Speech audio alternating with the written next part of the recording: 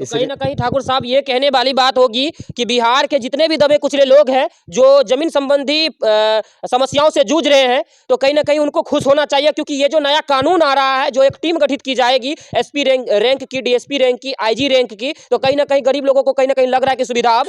का पुत्र जो है संतोष राका, हाँ धनपत राका, ये सब वगैरह वगैरह, मैं मेयर पति जितेंद्र यादव हाँ के खिलाफ, मैं सबके खिलाफ मैं लिख कर दिया हूँ। ये लोग कौन। ठाकुर जी, एक और मेरा सवाल है आपसे, जैसा कि ये भी निर्णय लिया गया है कि बिहार के 1300 थानों में से सबसे पहले उन थानों को चिन्हित किया जाएगा, उन थानों को टारगेट किया जाएगा जिन थाना में कहीं ना कहीं भूमाफिया के ऊपर केस चल रहा है, और जो है जो गरीब लोग हैं, दबे कुचले लोग हैं, कहीं ना कहीं उनको मार काट दिया जाता है और उनका केस जो है कहीं ना कहीं बंद पड़ जाता है। इसके विषय में क्या कहिएगा? मित्रों, अभी हम लोग जो है पूर्णिया में मौजूद हैं, और पूर्णिया में अभी अशोक ठाकुर के कहीं ना कहीं जनता दरबार जो लगता है उस जगह पे हम लोग अभी मौजूद हैं। और यहाँ आने का मकसद क्या है, क्योंकि बिहार पुलिस जो है अब भू माफियाओं के खिलाफ कहीं ना कहीं कसेगी शिकंजा, और उस विषय में जो है अशोक ठाकुर का क्या कुछ कहना है उसके बारे में भी जानेंगे। और कहीं ना कहीं ये 26 तारीख के अखबार में जो आया है कि 1300 पुलिस थानों में, जो बिहार के जितने भी थाने हैं 1300 थानों में, कहीं ना कहीं उन थानों को सबसे पहले चिन्हित किया जाएगा जिस थाने में सबसे ज्यादा जमीन संबंधी कहीं ना कहीं मुकदमा दर्ज है। उस विषय में आइए अशोक ठाकुर से हम लोग जानने का प्रयास करते हैं कि इनको कैसा लग रहा है, क्योंकि कहीं ना कहीं बिहार के पूर्णिया में जो है जमीन भूमाफियाओं के खिलाफ लड़ते आ रहे हैं, और बिहार के हर एक जिले के लोग जो है यहाँ पर जमीन संबंधी कहीं ना कहीं प्रॉब्लम लेके आते हैं, और अशोक ठाकुर जो अपने हिसाब से उनको हैंडल करते हैं और देखते हैं और कहीं ना कहीं समस्याओं का समाधान करते हैं। तो आइए जानते हैं कि क्या कहना चाहिएगा ठाकुर साहब, डीआईजी साहब जो ये निर्णय लिए हैं भूमाफियाओं के खिलाफ। देखिए, सबसे पहले तो मैं आपके चैनल के माध्यम से डीजीपी साहब को हाँ पटना का निवेदन करते हैं और धन्यवाद देते हैं कि आपने जो निर्णय लिया प्रशासनिक विभाग में, वो आपकी इच्छा शक्ति को मैं सैल्यूट करता हूँ जी डीजीपी साहब को। बिल्कुल।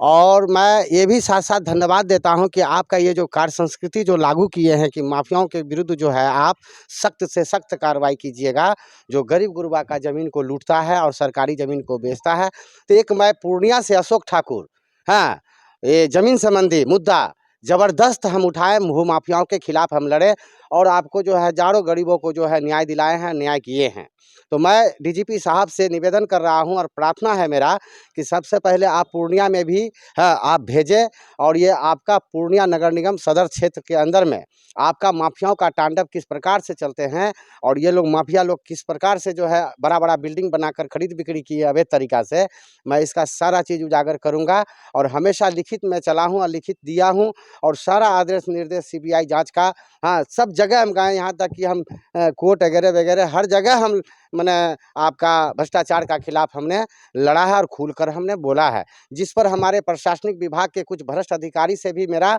हाँ ये होते रहते हैं दो चार, तो वो जो है अपना हम पे दुश्मनी के भाव से झूठा मुकदमा में कर देते हैं, फंसा देते हैं। तो आप जितने भी तमाम हमारे ऊपर जो मुकदमा हुए हैं, तो मैं डीजीपी साहब से निवेदन करता हूं कि मेरा मेन मुख्य जो है अथी है विवाद है तो ज़मीन संबंधित है, और हमारे पूर्वज की ज़मीन पूर्णिया जिला में हाँ आज़ादी से पहले हम लोगों का सारा रिकॉर्ड बोल रहा है और आज़ादी के बाद भी बोल रहा है। और एमएस सर्वे में जो है किस प्रकार से हाँ रसूखदार भूमाफिया लोग जो कब्जा किए, जिसमें हम धर्मचंद राका हाँ आपका डीएन चौधरी वगैरह वगैरह ढेरी का हम नाम लिख कर दिए हैं, और किस प्रकार से ये लोग कहाँ से आए हैं, कहाँ का मूल निवासी हैं, और कब पूर्णिया में आए हैं, इतना सारा ज़मीन कहाँ से आ गए, और हम लोगों का ज़मीन कहाँ चला गया, ये सारा चीज़ 12/10/2019 का आवेदन हम लिखित दिए, जिस पर सारा आदेश निर्देश सब चीज़ है। लेकिन हमारे जिला प्रशासन जो है हाँ डीएम साहब के द्वारा किसी प्रकार की कोई कार्रवाई अब तक नहीं की गई है। और अभी जो वर्तमान एसपी साहब है कार्तिकेय कुमार जी,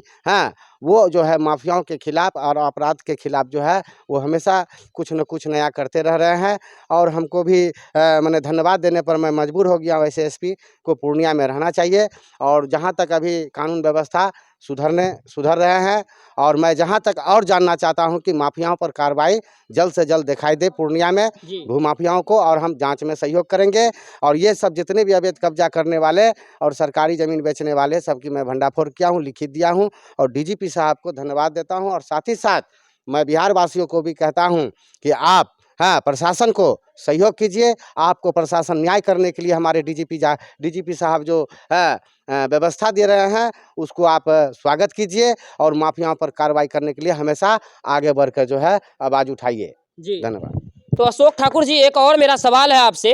जैसा कि ये भी निर्णय लिया गया है कि बिहार के 1300 थानों में से सबसे पहले उन थानों को चिन्हित किया जाएगा, उन थानों को टारगेट किया जाएगा जिन थाना में कहीं ना कहीं भूमाफिया के ऊपर केस चल रहा है, और जो है जो गरीब लोग हैं, दबे कुचले लोग हैं, कहीं ना कहीं उनको मार काट दिया जाता है और उनका केस जो है कहीं ना कहीं बंद पड़ जाता है। इसके विषय में क्या कहिएगा? देखिए, मैं सबसे पहले तो कहता हूँ कि ये हमारे बिहार में जी अभी जो वर्तमान डीजीपी साहब हैं, जी उनके विषय में पता कि यह बहुत ही ईमानदार व्यक्ति हैं, जी और इनके विषय में कुछ कहना ये बहुत ही गलत होंगे, जी क्योंकि वो आए हैं जब से वो एक्शन ले रहे हैं, और मुझे पूर्ण विश्वास है कि भूमाफियाओं पर कार्रवाई होगा, जी और मैं इनको सहयोग करने में, प्रशासन को सहयोग करने में मैं अपना अहम भूमिका निभाऊंगा। जी मैं वचन देता हूँ, और हमेशा प्रशासन की शांति व्यवस्था बनाए रखने में हमेशा काम किया हूँ और हमेशा काम करूँगा। आप मेरा रिकॉर्ड उल्टा कर देख लीजिए, मैं भी प्रशासन के खिलाफ कहीं नहीं चला हूँ। यहाँ तक कि प्रशासन के खिलाफ तब होते हैं, हाँ, आपका जब आपका भ्रष्टाचार पकड़ते हैं और माफियाओं के साँठ-गाँठ पकड़ते हैं, तो हम खुलकर बोलते हैं।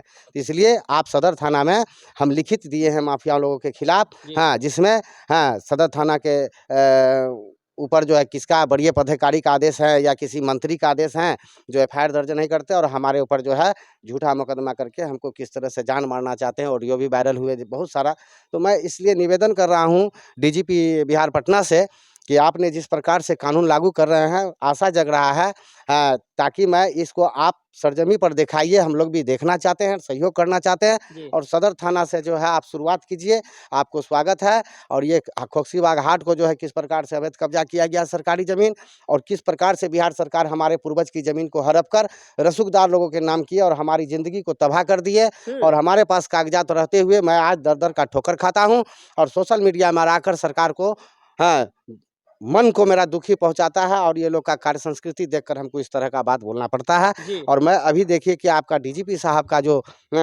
कार्य संस्कृति जो लागू किए हैं माफियाओं के खिलाफ, ये धन्यवाद के पात्र हैं, और ऐसे डीजीपी साहब रहें और कार्रवाई करें। और हम लोग बिहारवासी, पूर्णिया वासियों से निवेदन है, गरीब गुरबा से, कि आप माफियाओं के खिलाफ खुलकर आवाज़ उठाइए। अगर आपकी आवाज़ उठाने में असमर्थ है तो आप हमसे मिलिए और हमको बोलिए, मैं आपकी आवाज़ उठाकर डीजीपी साहब तक पहुँचाऊँगा और माफियाओं पर कार्रवाई करवाऊँगा। और मेरा निवेदन है डीजीपी साहब से कि ये प्रताप सिंह कौन है,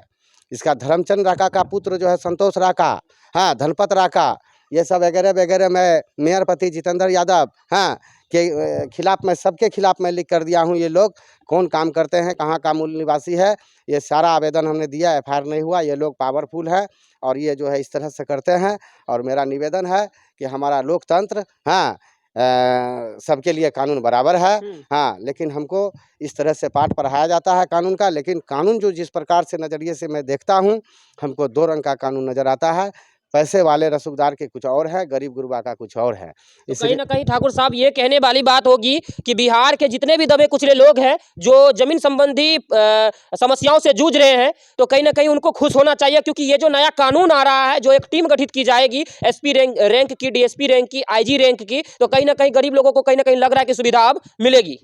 मैं तो कह रहा हूँ, चैलेंज कर रहा हूँ डीजीपी साहब, आप भेजे टीम को, जी हाँ, और हम सरजमी पर उतार कर आप सीओ को भी बुलवाइए, जी हाँ, सारा रिकॉर्ड को लीजिए, मैं भी रहूँगा। अगर मेरा लगाया गया आरोप गलत होगा तो उसी जगह से हथकड़ी लाइव में धरिएगा, और सारा संसार देखेगा कि अशोक ठाकुर जो बोलता था ये झूठ बोलता है, हाँ, ये हमको साबित कर दीजिए। नहीं तो हम जो बोल रहे हैं आप कार्रवाई कीजिए, बड़े बड़े माफिया का नाम हम बताने के लिए तैयार हैं, और कहाँ कहाँ ज़मीन जो है गड़बड़ हुआ है हमको सारा जानकारी है। इसलिए कि हमको जो हमारी आवाज़ को दबाने की जो प्रयास किया गया है, और मैं इस तरह से जो ज़मीन महाघोटाला का